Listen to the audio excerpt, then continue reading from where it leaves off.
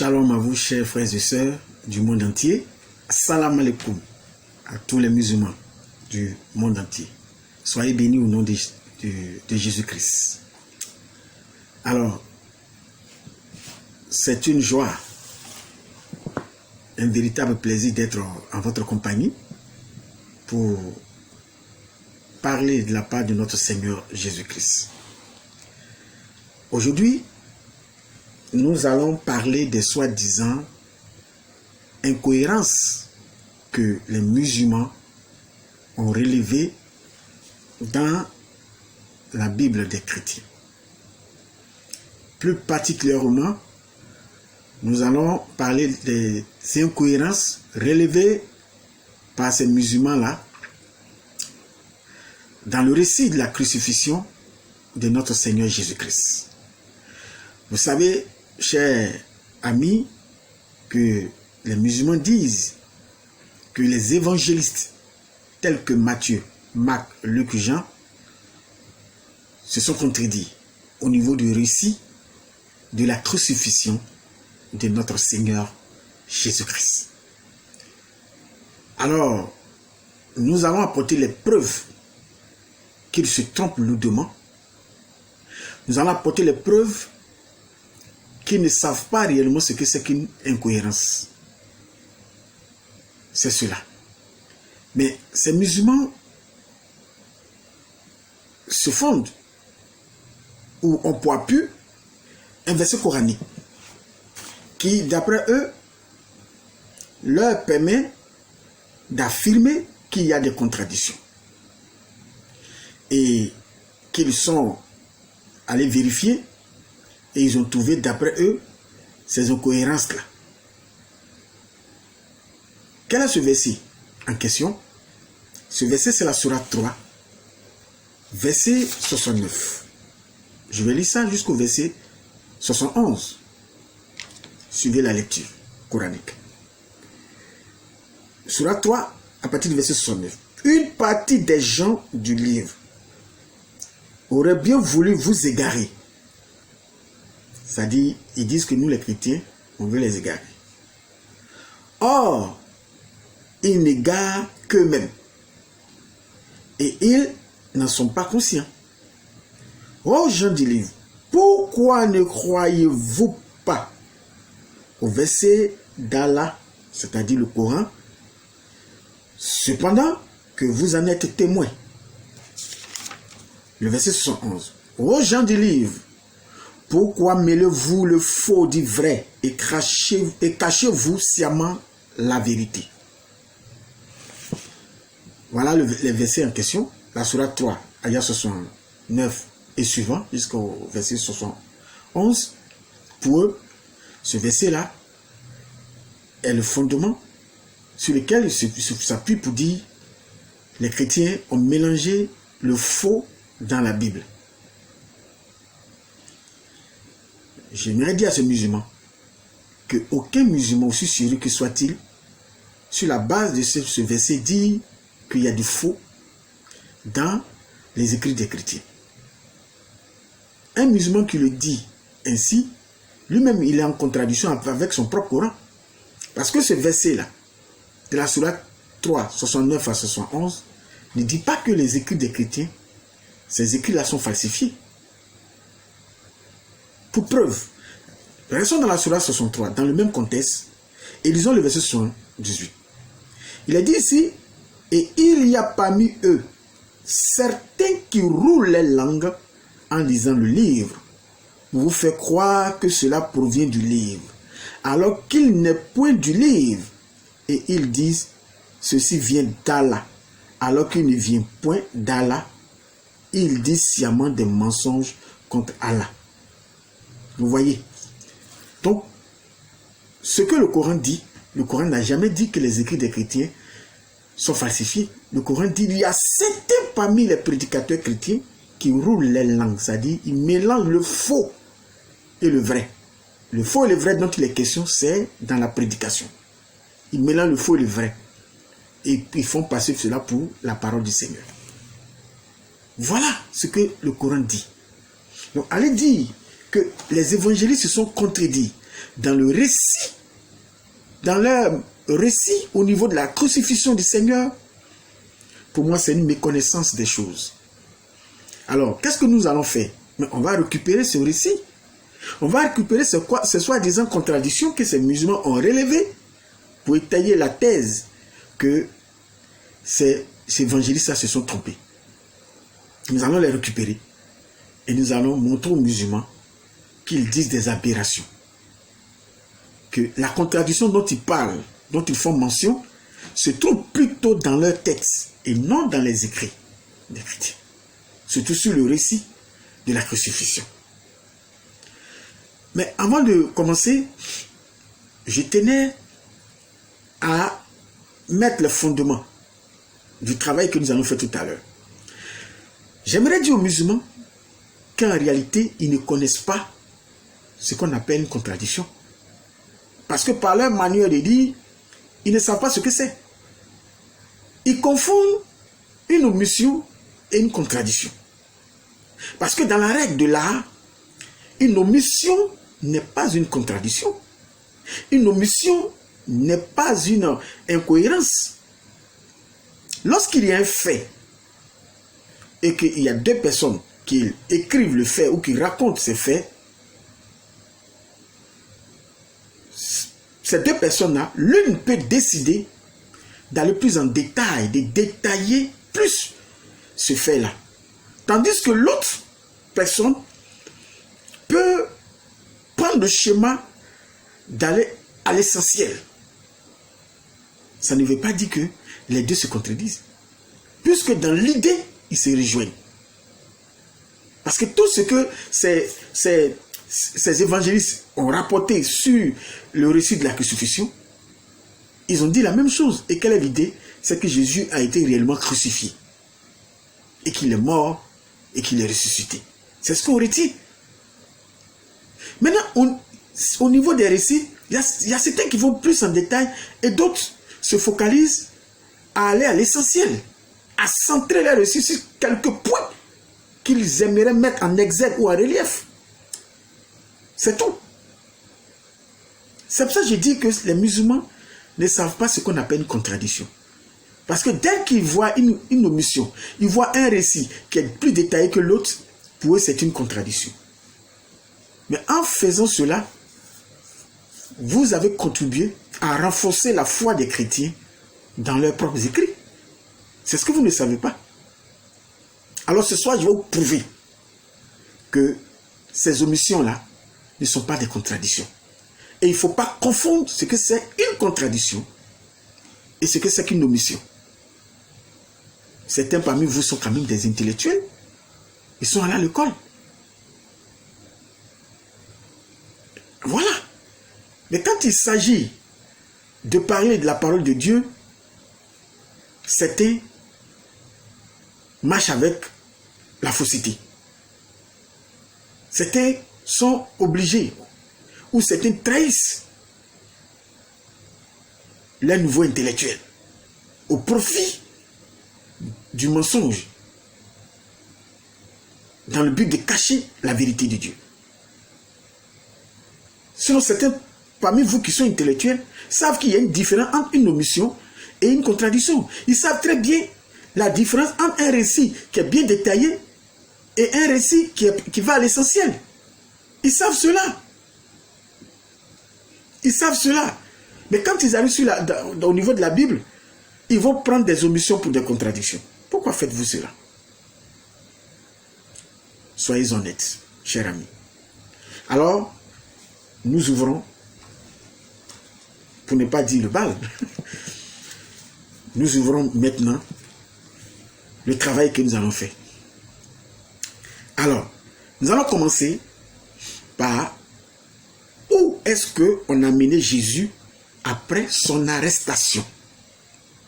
Parce que ces musulmans-là, ils cherchent la bête partout où il n'y a pas, la bête noire.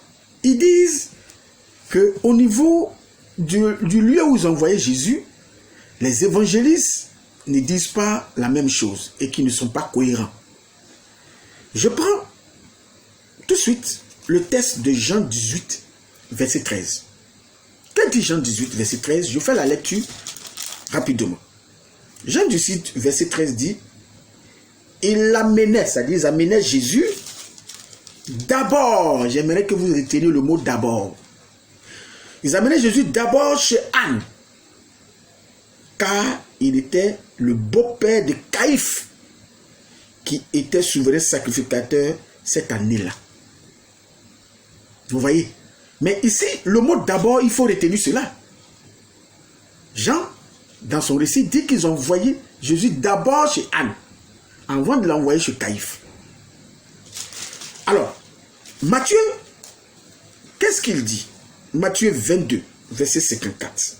Il dit, après avoir saisi Jésus, il l'amenait et le conduisit dans la maison du souverain sacrificateur. Pierre suivait de loin. Ça dit Matthieu 22, verset 54. Il dit, ils ont envoyé Jésus, ils l'ont amené Jésus directement, pas directement, ils ont amené Jésus chez Caïphe. Matthieu ne dit pas qu'ils ont envoyé Jésus directement, mais il a seulement rapporté qu'ils ont envoyé Jésus chez Caïphe. Celui de... Nous venons de lire Luc 22, verset 54. Maintenant, nous lisons Matthieu 26, verset 57. Nous prenons Matthieu 26, 57. Que dit Matthieu 26, 57? Matthieu dit, ceux qui avaient saisi Jésus l'amenaient chez le souverain sacrificateur Caïphe, où les scribes et les anciens étaient assemblés. Donc, Matthieu également ne dit pas qu'ils ont envoyé Jésus directement, mais il mentionne simplement qu'ils ont envoyé Jésus chez Caïphe. Luc 22, 54 en a fait pareil. Dit qu'ils ont envoyé Jésus chez Caïphe, sans dire qu'ils ont envoyé Jésus directement. Marc, quant à lui, Marc 14, verset 53,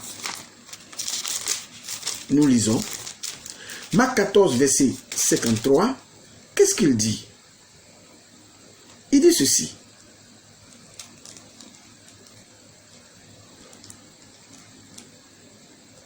Il l'amenait chez Jésus, chez le souverain sacrificateur, où s'assemblaient tous les principaux sacrificateurs, les anciens et les scribes. Vous voyez? Ça devient intéressant. Donc, si je résume rapidement ce point, Jean, lui, dit ils ont envoyé Jésus d'abord chez Anne. Jean 18, 13. Quant à Luc 22, 54, il mentionne uniquement qu'ils ont envoyé Jésus sur le souverain sacrificateur, sans dire qu'ils ont envoyé Jésus directement. Il précise cela. Nous avons lu les textes, nous avons fait la vérification. Matthieu 26, 57 dit qu'ils ont envoyé Jésus pareil que Luc sur le souverain sacrificateur Caïphe. Marc 14, 53 dit pareil qu'ils ont envoyé Jésus sur le souverain sacrificateur Caïphe. Donc, pour les musulmans, ils disent, où est-ce qu'on a amené Jésus en premier? Chez Anne, selon Jean 18, 13, ou directement chez Caïphe, le souverain sacrificateur, selon Luc 22, 54, Matthieu 26, 57 et Marc 14, 53. Voilà la problématique posée par les musulmans. À cela, nous répondons que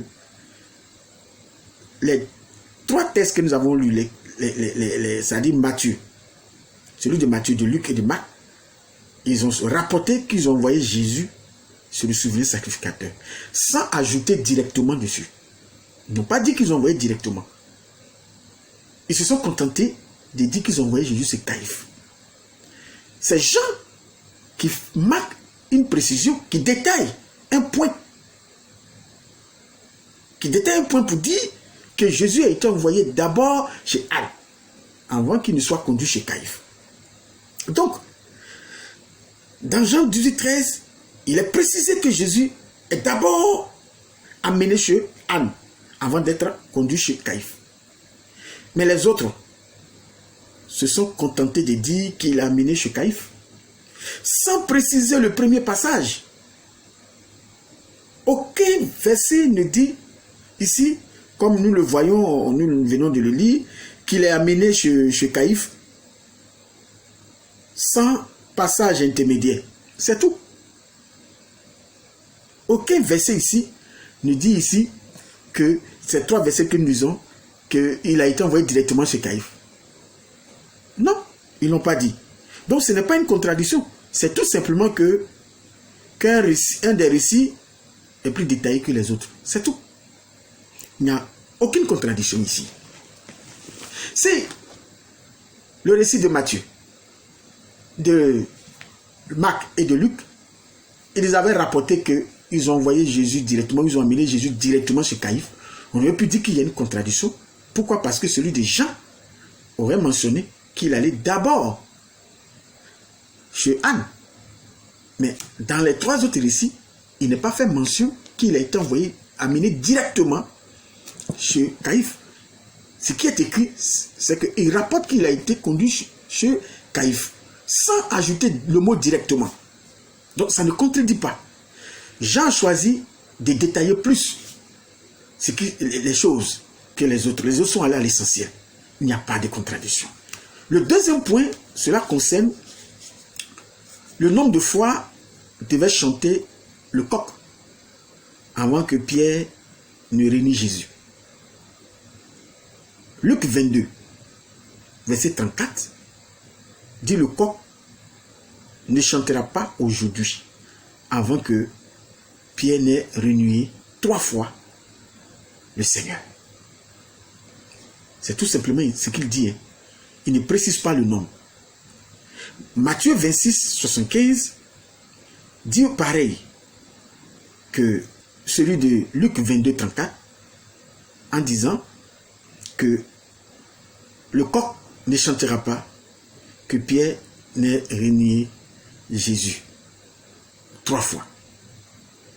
Quant à Jean 13, 38, il dit le coq ne chantera pas que tu ne m'aies renié 3 fois.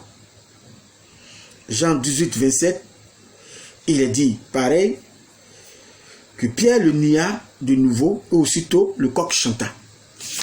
Alors, Marc 14, 30 dit, c'est là que le problème va se poser dans le livre de Marc 14, 30, dit, avant que le coq ne chante 2 fois, tu me réuniras 3 fois.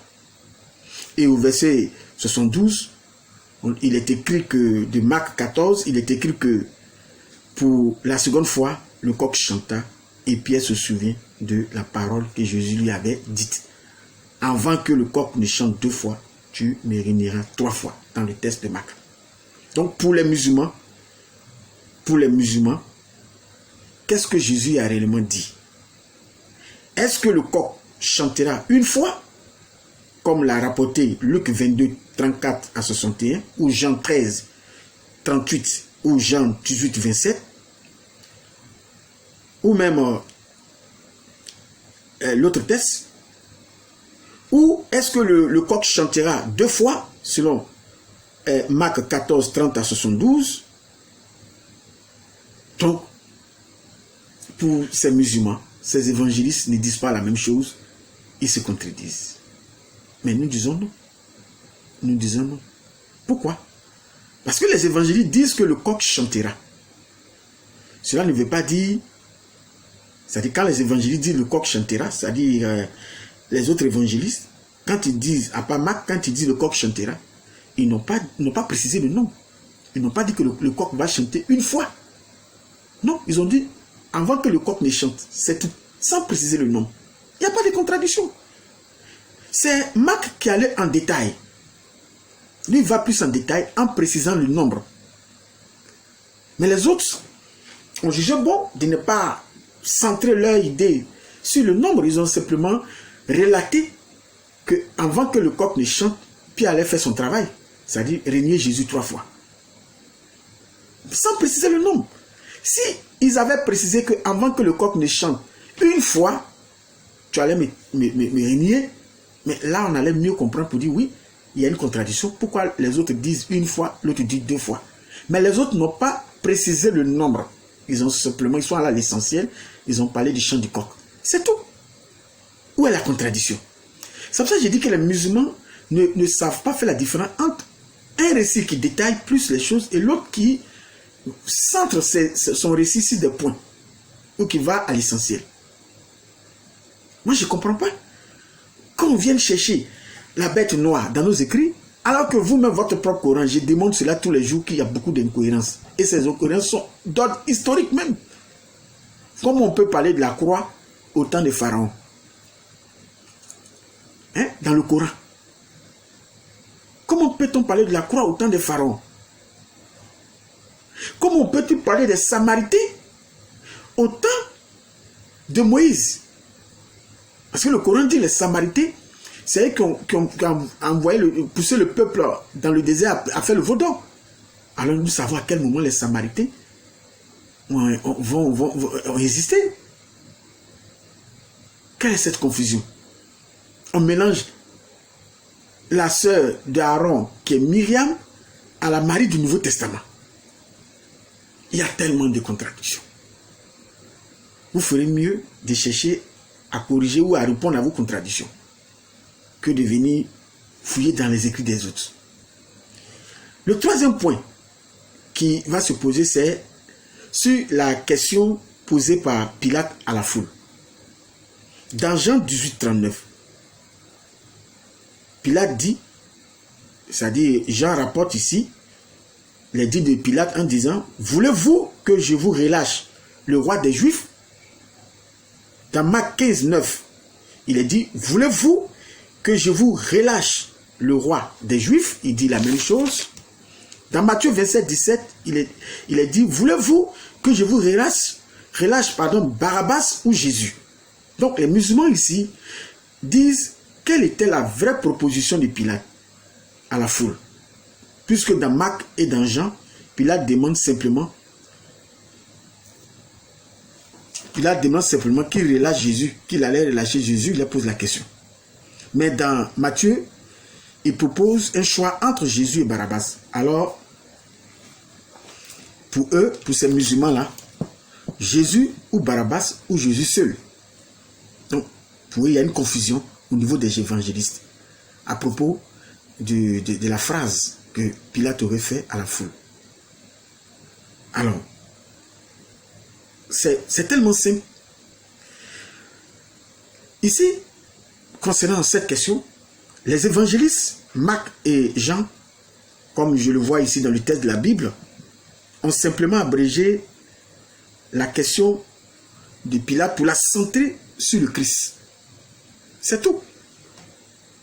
Mais Matthieu a retranscrit les dits de Pilate dans son entièreté. Donc Matthieu va plus en détail en faisant mention de Barabbas, pour dire Barabbas ou Jésus. Mais les autres sont allés à l'essentiel, puisque de toute façon c'est Jésus ici qui était le cœur du récit ici. C'était pas Barabbas. Celui qui était le cœur ici, c'est Jésus. Donc les autres sont allés à l'essentiel en disant, voulez-vous que je relâche Jésus? C'est tout. Il n'y a pas de contradiction. Seulement que l'autre allait plus en détail. C'est tout. Il a détaillé plus. Où est la contradiction? Vous voyez. Alors, c'est la même chose. Lorsque nous allons au point suivant, sur l'heure de la crucifixion de Jésus. Dans Matthieu 15, 25 dit, c'est à la 3e heure que Jésus a été crucifié. Quant à Jean 19, 14, lui parle de la 6e heure. Donc les musulmans disent, c'est à quelle heure Jésus fut crucifié?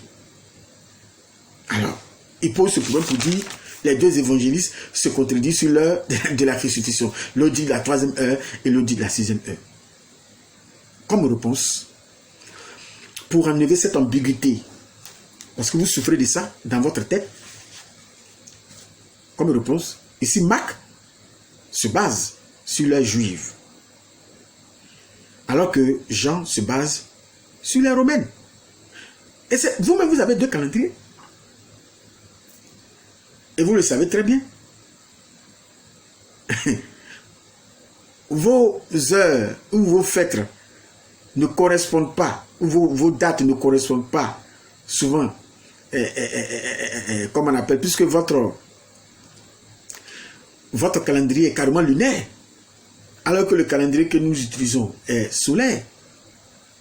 C'est le calendrier juif qui est lunisolaire. Donc le calendrier juif rattrape toujours son retard, puisqu'elle suit la lune, mais elle suit à la fois en même temps le soleil. Donc il y a des périodes où le calendrier juif n'a jamais été en retard avec le calendrier solaire, puisque cela est rattrapé.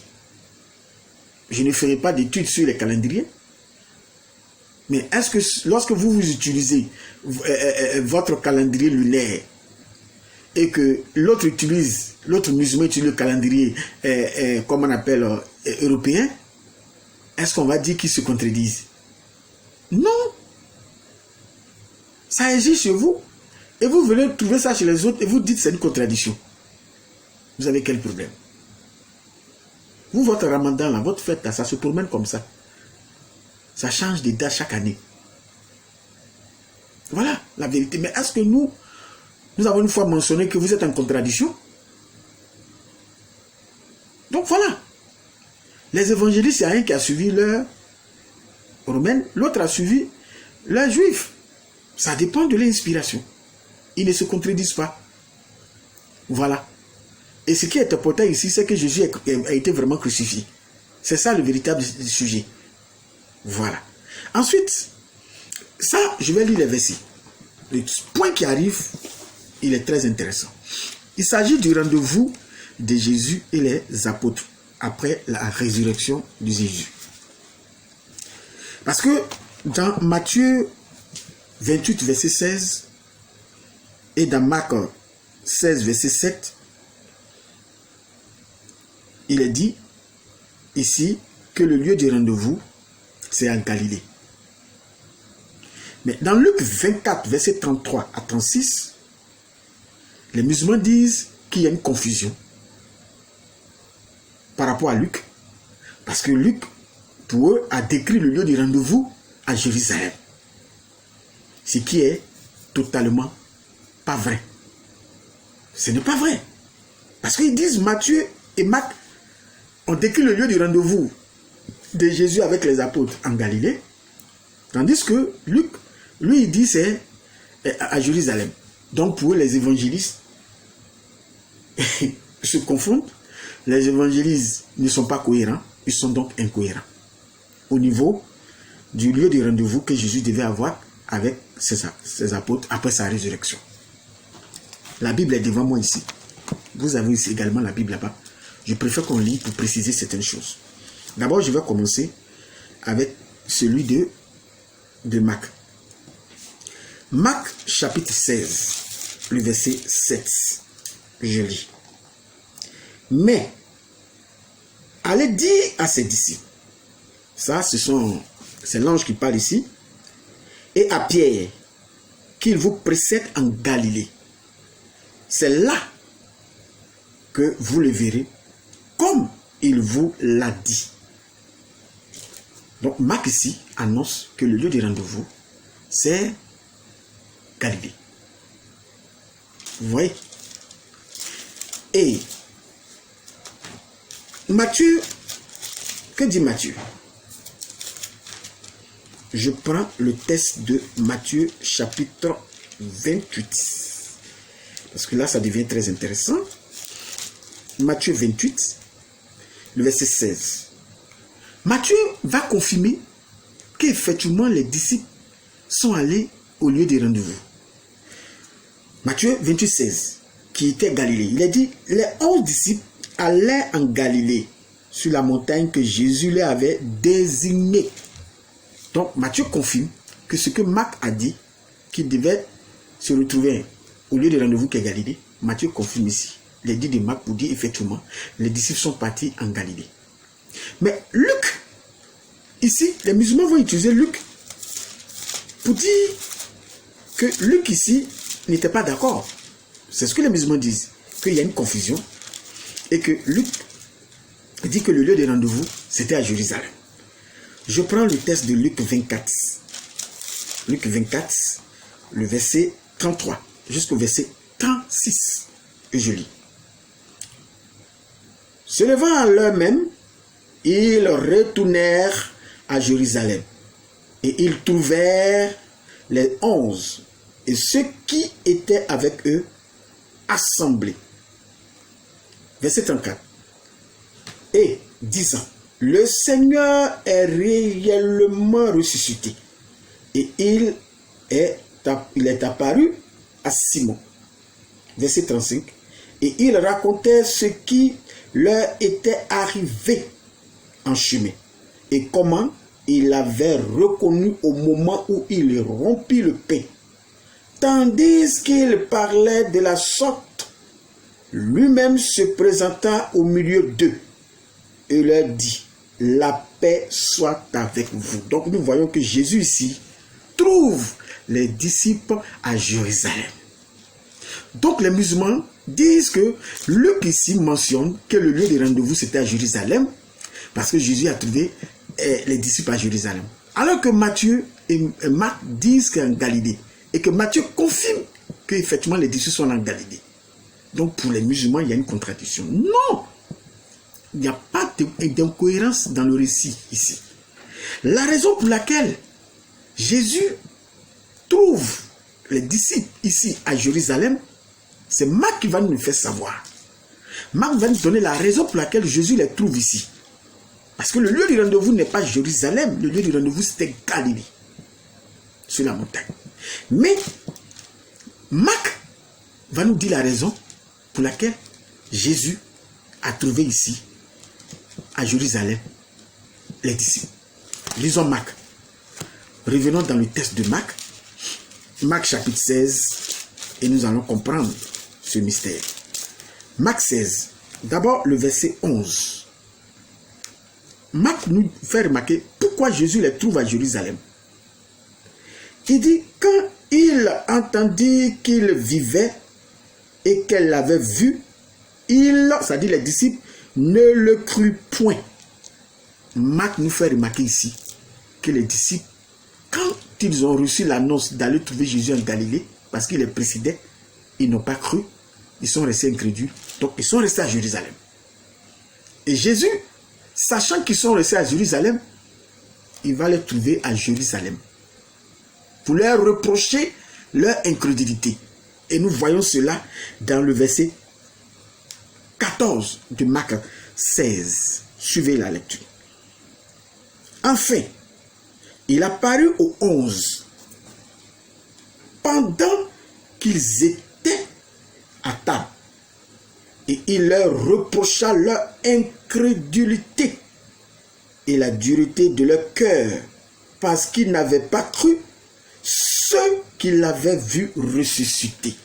Donc vous voyez que c'est la raison pour laquelle Jésus se rend à Jérusalem, pas parce que c'était le lieu du rendez-vous, mais tout simplement parce que ils n'avaient pas cru, ils étaient restés en position stationnaire. Vous voyez, ils n'ont pas bougé du tout, ils sont restés là, parce qu'ils avaient peur, ils étaient incrédules.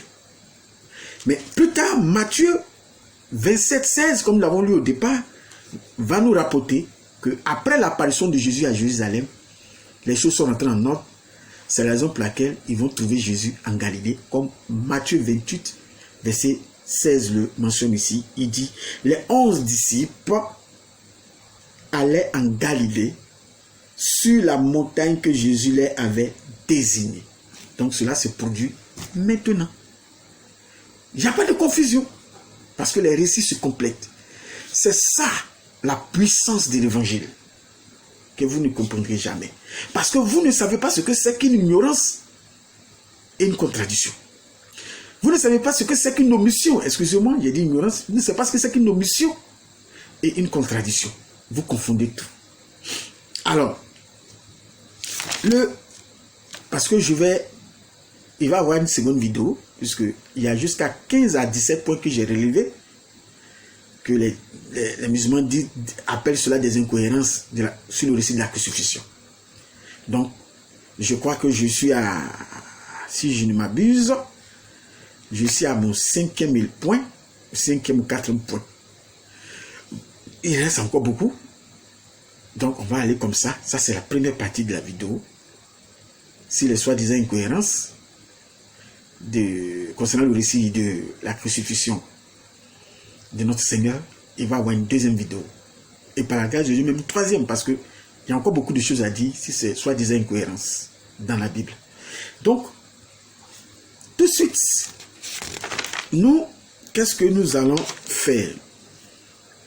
Nous allons maintenant toucher le point suivant, qui concerne le miracle.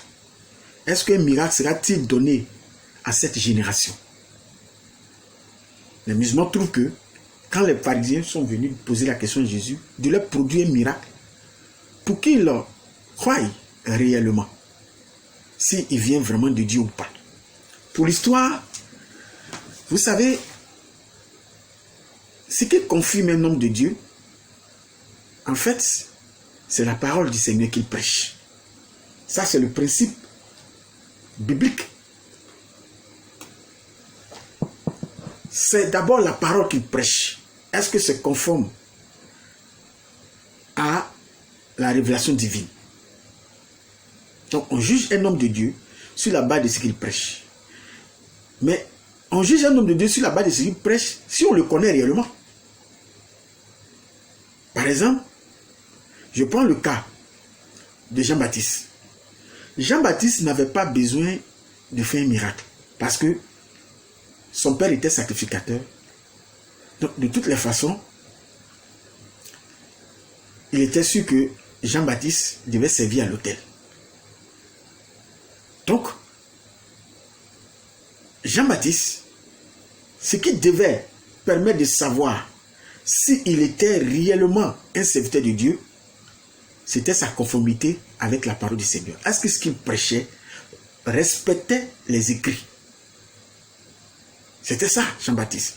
C'est pour ça que les gens n'ont pas demandé, pour prouver le ministère de Jean-Baptiste, n'ont pas demandé des miracles. Et Jean-Baptiste n'a pas fait de miracles.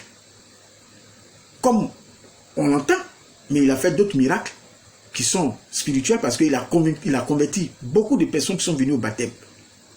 Mais je parle des miracles tels que guérir un aveugle, ressusciter un mort, etc., etc. Il ne l'a pas fait parce que c'était connu que Jean-Baptiste est né de Zacharie, qui lui est sacrificateur. Donc, son ministère, c'est logique qu'il devait servir le Seigneur. Mais quand un serviteur de Dieu arrive et qu'on ne sait rien de son passé, on ne sait rien sur lui, sa simple prédication ne suffit pas. Il faut une confirmation de ce qu'il prêche par des miracles. Il faut une confirmation de ce qu'il enseigne ou de ce qu'il prêche par les miracles. Mais quand il est connu l'origine d'un serviteur de Dieu, d'où nous savons, d'où il est quitté, c'est-à-dire où il est quitté, où il vient, il n'a pas besoin de produire des miracles, c'est-à-dire de guérir les aveugles, etc. Il suffit de prêcher l'évangile et qu'on le juge au travers de ce qu'il prêche pour détecter qu'effectivement, il est de Dieu. Donc, c'est vrai qu'on reconnaît nous de Dieu par ce qu'il prêche. Mais, ça c'est dans le cadre où nous savons tout sur toi, comme dans le cas de Jean-Baptiste. Nous savons que tu es né d'une famille de prêtres, de sacrificateurs. Donc, par conséquent, tu dois servir le Seigneur. Ça, c'est dans ce cadre. Il suffit d'être conforme à la vérité biblique, qu'on sache que, effectivement, tu es un véritable serviteur de Dieu. Mais quand on ne connaît pas de l'origine, comme dans le cas d'Élie, le prophète, parce que la Bible dit Élie, les Tishbites. Personne ne connaît les origines d'Élie, les Tishbites. Puisque Tishbite veut dire en hébreu celui qui séjourne. Donc là où il se trouvait, à Galade, il était un séjournant. Quand on dit Tishbite, Tishbite veut dire, c'est là que je dis Élie le séjournant. On ne sait pas d'où il est quitté. Il fallait des miracles pour appuyer ce qu'il prêchait, pour que on atteste qu'il venait de Dieu. Donc voilà le principe biblique. Ça c'est une parenthèse que j'ai ouverte pour éclairer. C'est dans ces derniers temps, il y a un débat. Il y a d'autres qui disent que quand un homme de Dieu prêche, c'est parce qu'il prêche là qu'on sait qu'il vient de Dieu. Si c'est conforme à la Bible, je suis d'accord avec ça. Mais ça c'est un point. Ça dit ce qu'il prêche. Si c'est conforme à la Bible, c'est quand on connaît ses origines, on sait qui il est. Mais quand quelqu'un quitte quelque part dont on ne sait pas d'où il vient et qui commence à prêcher la parole du Seigneur, même si ce qu'il prêche est conforme, il va falloir un miracle pour confirmer. Donc, les deux éléments marchent. mais dans des contextes différents. Dans des contextes différents. Parce que j'ai vu cette bataille-là, il y a un groupe qui dit, non, c'est uniquement la parole de Dieu qui confie un homme de Dieu. Oui, c'est vrai. Et à l'autre qui dit, non, la parole ne suffit pas, il faut appuyer cela, il faut qu'il y ait un miracle qui appuie cela. J'ai dit, oui, c'est vrai. Mais qu'on ne me dise pas que c'est l'un qui est vrai uniquement, que l'autre n'est pas vrai. Non, les deux sont vrais. Mais comme je l'ai expliqué, dans des contextes différents, on va faire appel aux deux. C'est ça la vérité biblique. Alors, je continue. Donc, les personnes, vous savez, je savais que Jésus était vu comme un enfant bâtard. Un enfant sans père, puisque tout le monde savait que Joseph n'était pas son père réellement. Donc, on disait que Marie, elle avait fait ceci, ça parlait dans les coulisses. Vous voyez, tout le monde savait que Joseph était son père adoptif. Donc, Jésus ne descendait pas de la prêtrise, etc. Il sort de la tribu de Juda. Donc, il y avait tellement de choses qui se disaient. Donc, ce qu'il prêchait, les gens voulaient qu'il appuie cela par des miracles. Donc, ils sont venus voir Jésus pour appuyer cela. Et Jésus leur dit qu'il ne leur donnera pas de miracle. Dans le livre de... que le miracle qu'il va leur donner, c'est celui de Jonas. Nous voyons ça dans Luc. Vous pouvez vérifier Matthieu 12, 39, 40. Matthieu 16, 4. Luc 11, 29 à 30. Il précise que le miracle qu'il va leur donner, c'est celui de Jonas. Mais dans Marc 8, 11 à 13, il précise une chose. Il fait savoir qu'il ne leur donnera pas de miracle. Mais les musulmans suivaient ça pour dire, mais Marc ne dit pas la même chose que Matthieu. Et Luc, ils disent qu'il y a une contradiction au niveau des évangélistes, qui ne disent pas la même chose. Tantôt, Matthieu et Luc disent que Jésus va leur donner un miracle, comme si celui de Jonas. Et tantôt, dans Marc 8, 11 à 13, Jésus dit ne leur donne pas de miracles. Non, ce n'est pas une contradiction. Mais, Marc, comme réponse, Marc dit ici que Jésus ne leur donnera pas de miracles comme ils en demandaient. Comme façon ils en demandaient, il ne leur donnera pas. Puisqu'il dit ici qu'il ne leur en sera point donné comme ils en demandaient. Voilà. Donc Marc ici, lui il s'est arrêté simplement sur la manière du miracle qu'il demandait. C'est-à-dire le type de miracle qu'il demandait. Jésus dit qu'il ne veut pas leur donner cela. Mais Marc lui s'arrête là et les autres évangélistes vont plus loin et ils font mention de celui de Jonas pour dire le miracle qui leur sera donné, dont il est aimé, c'est celui de Jonas. Parce que le miracle de Jonas, c'est le miracle des miracles. La dimension de ce miracle de Jonas, c'est le miracle le plus poussé. C'est beaucoup plus fort que ce qu'eux-mêmes demandaient. Parce qu'il s'agit de revenir vivant du séjour des morts. C'est-à-dire quelqu'un qui est mort, qui va dans le séjour des morts, qui est une personne morte et qui revient du séjour des morts, c'est-à-dire quelqu'un qu'on a enterré, c'est fini. Une fois qu'on t'a enterré, c'est terminé. Il y a eu plusieurs résurrections de morts dans la Bible, mais ces personnes-là n'étaient pas encore enterrées. Mais quelqu'un qui est enterré, tout est terminé, qui revient du séjour des morts, parce que Jonas était enterré dans le ventre du poisson. Il était mort. C'est pour ça lui-même il dit dans le séjour des morts, l'Éternel l'a fait revenir. Et c'est pour ça que Jésus dit, c'est ce miracle-là qu'il va faire pour leur donner la preuve qu'il est le véritable Messie et le véritable Dieu Tout-Puissant. Donc il n'y a pas encore de contradiction à ce niveau. Toujours pas. Et que les musulmans m'en donnent, il n'y en a pas. Seulement que les autres ont décidé de détailler le miracle de Jonas et l'autre s'est contenté de faire mention uniquement du miracle que ces personnes-là demandaient, celui de Marc, que Jésus ne donnera pas ce miracle-là qu'il demandait. Et les autres vont dire, mais le miracle qu'il va leur donner, c'est celui de Jonas. Voilà la vérité biblique. Il n'y a pas de débat. Et le dernier point que je vais mentionner, je vais faire mention avant de pouvoir arrêter la première partie, parce qu'il y aura la seconde partie, c'est ce que je vais dire maintenant. C'est 3 jours, les 3 jours que Jésus a fait dans la tombe. Il y a certaines personnes qui disent que Jésus, les musulmans, d'ailleurs disent que Jésus n'a pas fait 3 jours. Il a fait 2 jours. 2 jours et 2 nuits. C'est ce qu'ils disent. Ça dit 2 journées et puis 2 nuits. Donc pour eux, c'est 2 jours que Jésus a fait. Et il y a des chrétiens mal affermis qui croient à ces choses. Qui pensent que, effectivement, parce qu'ils se focalisent sur le calendrier romain, le calendrier grégorien, le calendrier européen que nous avons, qui compte le jour en 24 heures. Effectivement que les Juifs aussi comptent le jour en 24 heures. Mais les Juifs sont plus avancés. Parce que dans la culture juive, dans la vérité, la littérature juive, la moitié d'un jour peut être compté comme un jour complet. C'est-à-dire, on peut prendre la moitié d'un jour, c'est-à-dire de 6 heures à 18 heures, et puis prendre ça comme un jour complet de 24 heures. Oui. Et la soirée jusqu'à minuit d'un jour peut être comptée comme un jour complet. C'est ce que beaucoup ne savent pas. Alors Luc, dans Matthieu 12, 40, Jésus a dit qu'il allait faire 3 jours. Dans Luc 24, verset 1 à 3, il est dit que Jésus est ressuscité le premier jour de la semaine, donc un dimanche. Et dans Marc 15, 42 à 44, il est dit que Jésus a été crucifié un vendredi, puisque c'était la veille du sabbat.